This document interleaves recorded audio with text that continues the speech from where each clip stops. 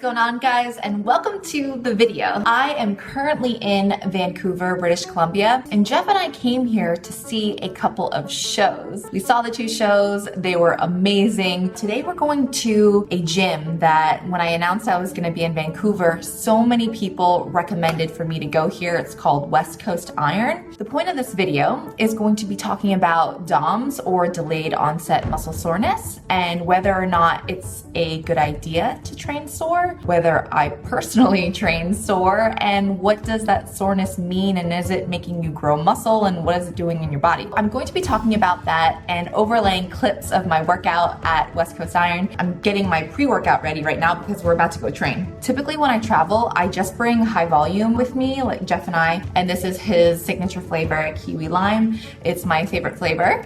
We bring just high volume with us because it is caffeine free. You can use it if you train later in the day because there's no caffeine in it, but then you can just stack it with caffeine when you want more energy or if you train earlier in the day. But I'm gonna take 2 scoops, then I'm gonna continue this discussion via voiceover. Full workout will be in the description box below, and I will catch you in the voiceover.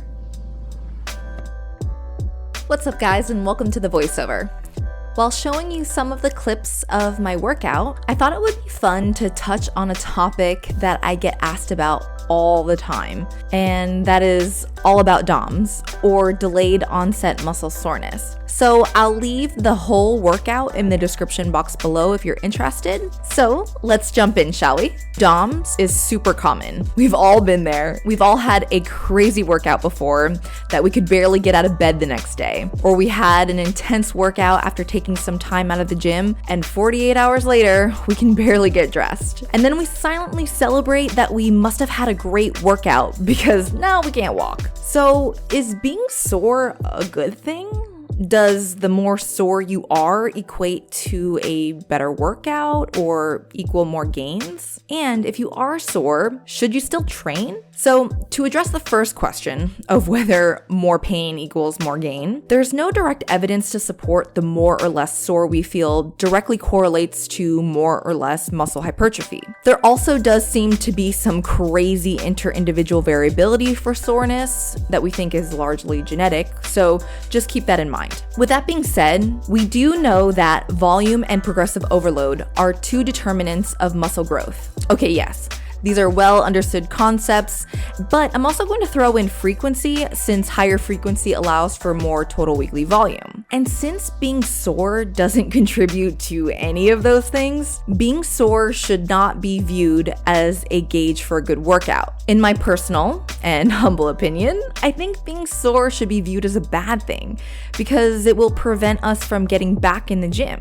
So no, I don't think we should be chasing being sore. Yes, the masochist and all of us gym rats have an unhealthy relationship with pain and may strive for it after every workout, but I don't think this is a good idea or a smart way of training, especially if you are more advanced. Rather, we should chase the repeated bout effect, which is your body's response to a stimulus, which ideally decreases after each repeated bout. Now, this is a fancy way of saying the more you train a body part, the more your body will adapt and the less sore you will be, which is a good thing because you can get in the gym more frequently. I personally train my lower body about 4 to 5 times a week, and because of the repeated bout effect, I'm rarely, if ever, really sore. So if you can train more often and ultimately increase total weekly volume, which you will likely find easier because you aren't crazy sore, then I see that as a win. However, on the flip side, I just want to throw this in that this is highly genetic because Jeff is an even more experienced lifter than me who trains each body part pretty frequently, but he actually almost always gets super sore after training. So again,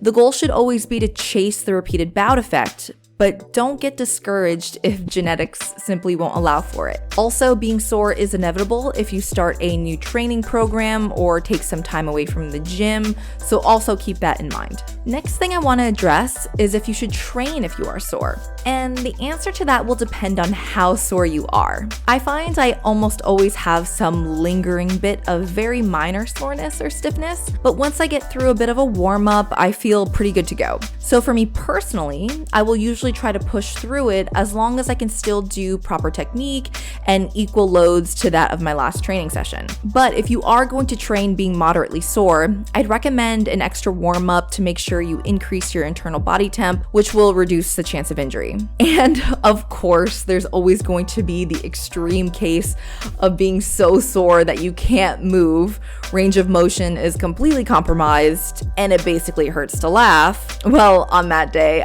I would honestly not suggest training. I'd stick to some walking or something that will at least keep you moving on that day. However, if you are that sore, just remember that this is not a victory. This only hurts your subsequent workouts and may prevent you from training, so don't go chasing that soreness. And lastly, I want to touch on what has been shown to help reduce DOMS. And from the literature, foam rolling has been shown to help in some studies, but it doesn't always show to help, so I would experiment with it to see if it helps you. Cryotherapy has actually no scientific evidence supporting recovery or helping with DOMS, and cold water immersion can actually prevent muscle growth with little evidence for reducing DOMS. But on a more positive note, there are a few supplements out there which have some scientific evidence showing a reduction in soreness, which are good old caffeine, as well as taurine and omega-3 fish oils. So I'd keep those in mind if you want to experiment with them if you happen to be really sore one day. Also, with all this information, I've linked all the relevant studies and a few articles in the description box below for those of you who want to do a bit more reading on the topic. Okay guys, so I just finished editing this video. I've come to the last clip, and after this clip was supposed to be a Vancouver donut test extravaganza, and I wanted to put it after this because it was part of the Vancouver trip. However, I kind of felt like that was kind of like an insult to the donuts because the donuts were amazing. I didn't want them to be an afterthought. This was a fitness scientific video, and I appreciate all of my followers who appreciate that kind of content from me. So thumbs this video up if you love informative content from me.